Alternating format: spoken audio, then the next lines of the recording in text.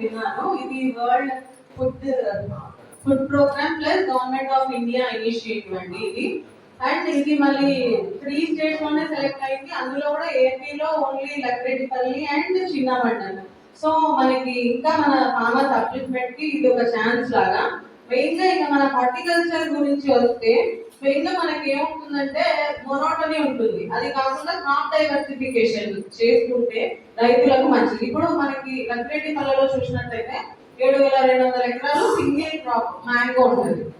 దానివల్ల మనకి ఇప్పుడు వెదర్ చేంజ్ అయింది అనుకోండి, నవంబర్ డిసెంబర్ లో వర్షాలు వచ్చాయి, మీకు అప్పుడు పూత రాదు, అప్పుడు అందరు ఫార్మర్స్ నష్టపోవాల్సి వస్తుంది. అట్లా కాకుండా మీరు క్రాప్ డైవర్సిఫికేషన్ లో ఏమైనా క్రాప్స్ చేంజ్ చేసి పెట్టుకోవడం కానీ, అదే కాకుండా మీరు క్లైమేట్ అడాప్టబిలిటీకి సూటబుల్ అయ్యే వెరైటీస్ ని మీరు వేసుకోవడం కానీ, ఆ వెరైటీస్ గురించి రైతులకు చెప్పడం కానీ, అంతేకాకుండా మీకు weather based package of practices చేసుకోవడం.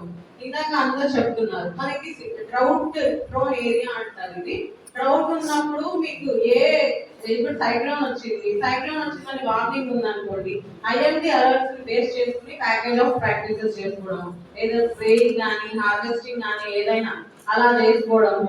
అదే కాకుండా ఇంకా మీకు వాల్యూ చైన్ ఇంప్రూవ్ చేసుకోవడం. ఇట్లా మోనోటనీ క్రాప్ ఉండడం వల్ల ఇక్కడంతా డెవలప్మెంట్ ఉండదు అనమాట. క్రాప్ డైవర్సిఫికేషన్ చేసుకుని ప్లస్ దానికి మార్కెట్ కి లింకేజ్ చేసుకోవడం వల్ల కూడా చాలా మనకి ప్రాఫిట్ ఉంటుంది అనమాట రైతులకు మెయిన్ గా. అవి మీరు ఏపీసీఎన్ఎస్ నుంచి రైతుల్లోకి తీసుకుపోవాలి. అంతేకాకుండా ఆర్గానిక్ ప్యాకేజ్ ప్రాక్టీసెస్. ఇప్పుడు హెల్త్ ఈజ్ మేజర్ ప్రయారిటీ కాబట్టి మనం ఏం చేసినా కూడా క్రాప్ డైవర్సిఫికేషన్ ఉండాలి, ప్లస్ మీరు దాన్ని ఆర్గానిక్ లెవెల్లో తీసుకుపోయేది కూడా ఉండాలి. అండ్ ఇవి రెండు కాకుండా మనకి ఇంకా ఏం చెప్తామంటే soil conservation, water conservation practices follow చేయించడం రైతుల దగ్గర. సాయిల్ కన్సర్వేషన్ గురించి మీకు అందరికీ తెలుసు. ఏపీసీఎన్ఎస్ వాళ్ళకి మెయిన్ గా నీళ్ళలో కార్బన్ శాతం పెంచడం అని చెప్తాం.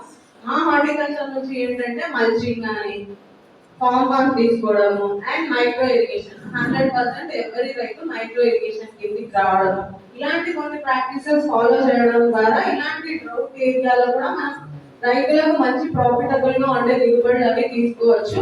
ఇవి మీరు రైతుల్లోకి తీసుకపోతే ఈ 5 years ప్రాజెక్ట్ వల్ల ఎంతో కొంత మనకు ఉపయోగం ఉంటుంది అనే దాన్ని తెలియజేస్తూ ఉద్యోగ శాస్త్రజ్ఞ ధన్యవాదాలు.